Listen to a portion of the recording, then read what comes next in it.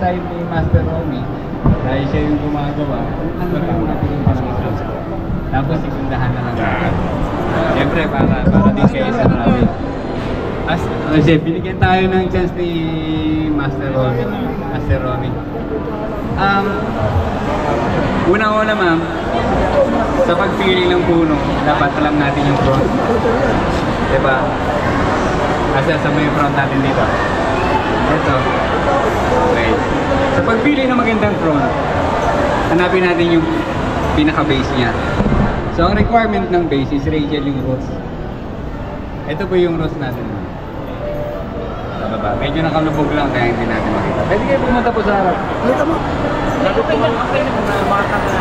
Saka dito rin sa side na ito ma'am, nakita ni Master Romy, makita yung front flow niya. So yung galaw ng puno, nandito yung pinakamagandang galaw. So kasi pag nandito sa likod ma'am, tingnan niyo yung puno. Yung trunk flow niya, ang papunta ng direction is papunta na sa likod. Ang ideal po yung trunk flow natin is papunta po sa harap. Okay, balik tayo dun sa tanong kung ano ba yung tinitira ng mga sanga. Tapos yun ang gagamitin. Dito po sa problema dito. Ang problema kasi dito ma'am is wala siyang immediate na branch na gagamitin natin. So para tubuan yung sanga dito ma'am, magpuputol kami rito para ma-activate yung mga inactive nodes. Kasi hindi tutubo itong active nodes na yan hanggat hindi tayo nagbabawas dito ng energy niya. So, siguro mamaya ang gagawin ni Master dito, magpuputol ng mga sanga niyan para ang totoong gamit kasi nito nandito sa likod. Tama ba, Master? Ayun. So sa ngayon, initial layout ng Master yun. Ang intindihan niyo po ba? Ayun. Pag may tanong pa kayo ma'am, Sir, baka may tanong pa po kayo.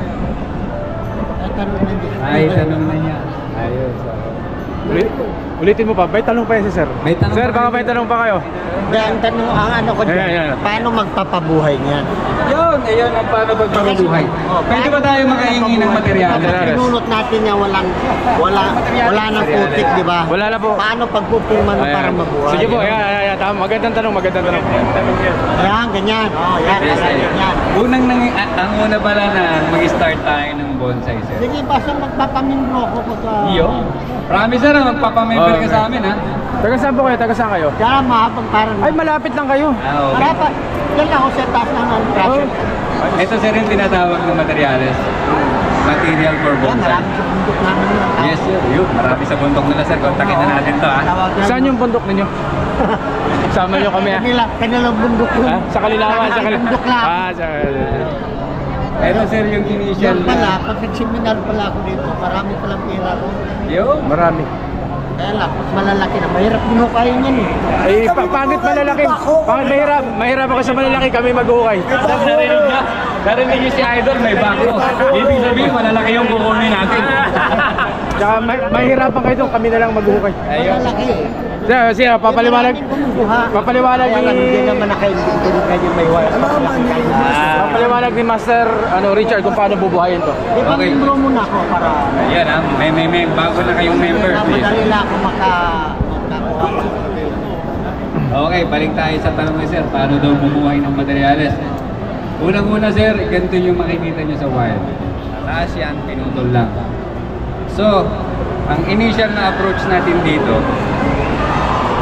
i-style muna natin kung ano yung puno. Ano ba to? Mag-style natin yung formal, cascade, pwede pa sa cascade to.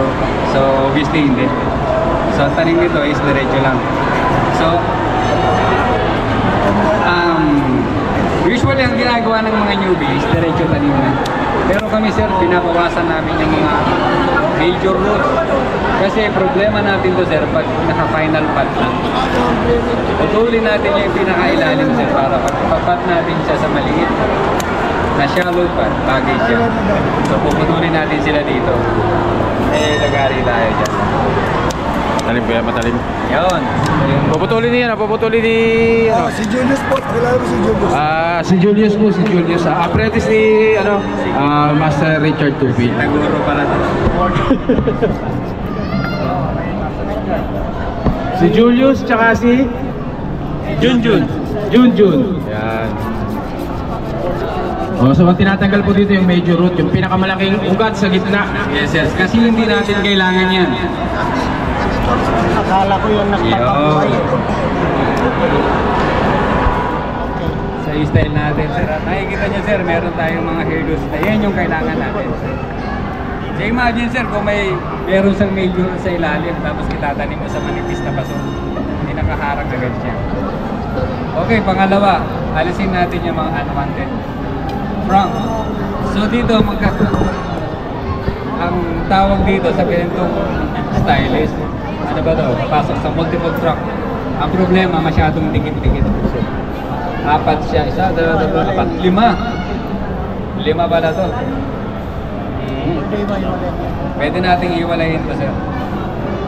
Siguro, pinakamaganda rito, tanggal tayo ng gitna. Kasi, eventually, pagdating ng araw, inibitin siya, inibitin din yung ugat niya.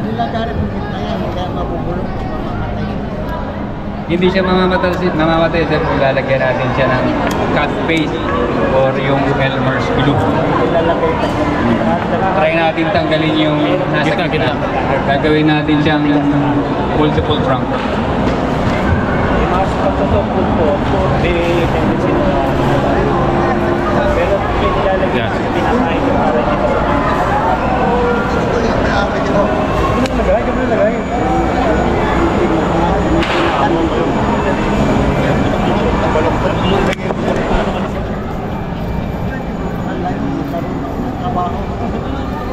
Mag-hunting kayo. Marami yung nagkakanyang kasi po. Malaki po yan. Eh, kukunan ko ng ano kasi pupuntan mo wala mo ng...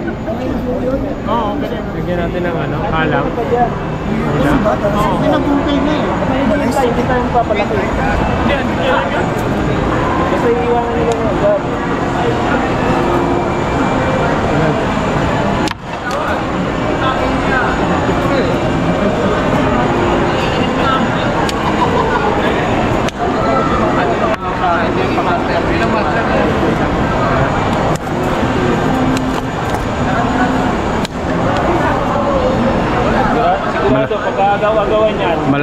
Malakas ang baraso talaga ni Leader's choice.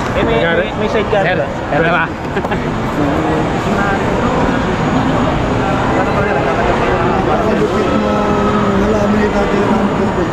Kailangan din idol. Master Richard Tupin. Ang tanong, aabot ka pa ba niya mabuo? Nasa Tatay Randy. Radya, sa tabi. Ako mana na yan. Aabot ka ba siya? Mana ko na ako. 60. Apo.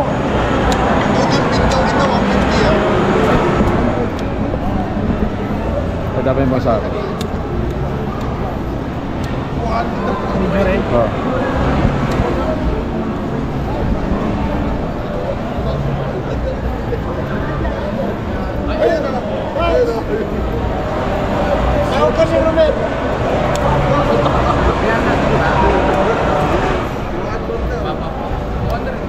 Sir, inaalis ko lang yung mga nakakross dito sa ugat natin. Kasi pagdating ng araw, sir, pag nakakross yung iba, papatayin niya yung nasa ilalim or mamamatay yung nasa ibaba. So ngayon pa lang, inaalis ko na yung mga foul na nanibari oros nila. Kasi magpanibago ang kachat. Magpapatayan sila, sir, pagdating ng araw.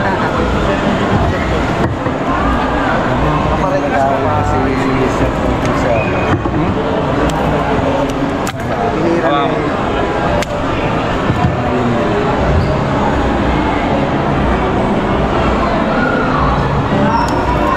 Wow.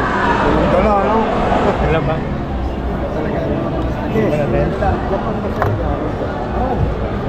Masya na yan. Ito,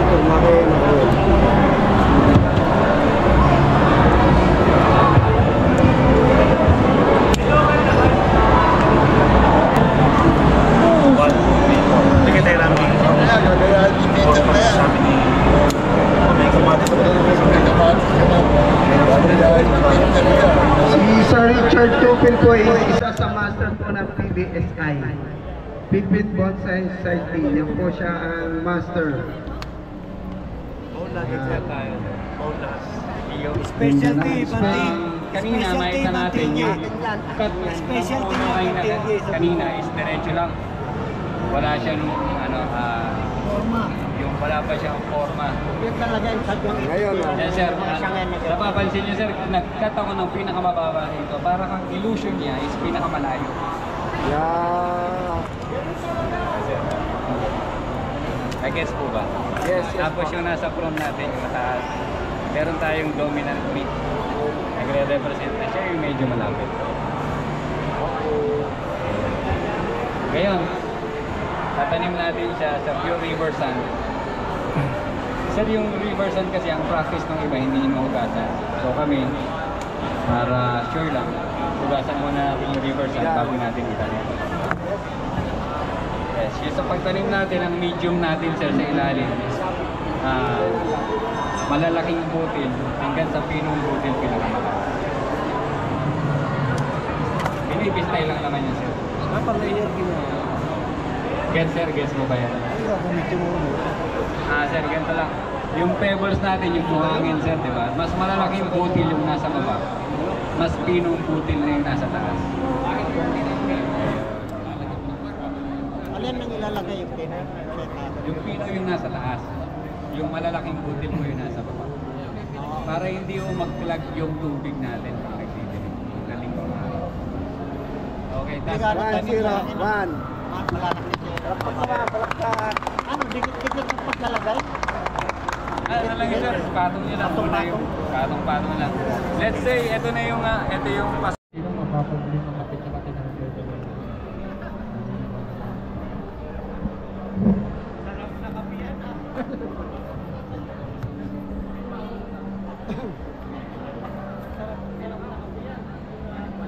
pwede? Hindi naman dyan, hindi.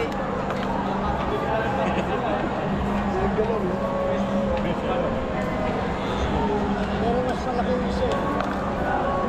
Yung? Mas malaki yung isa. Hindi naman yung posisyon ko na.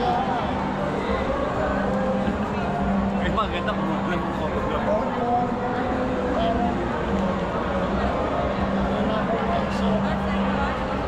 Master, ano posisyon mo?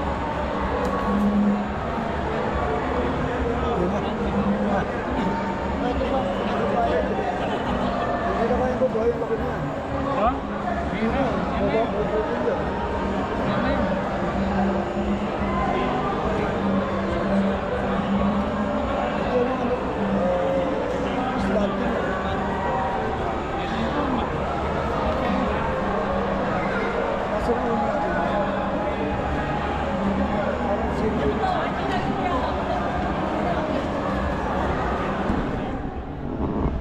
Naman yung may question sa akin.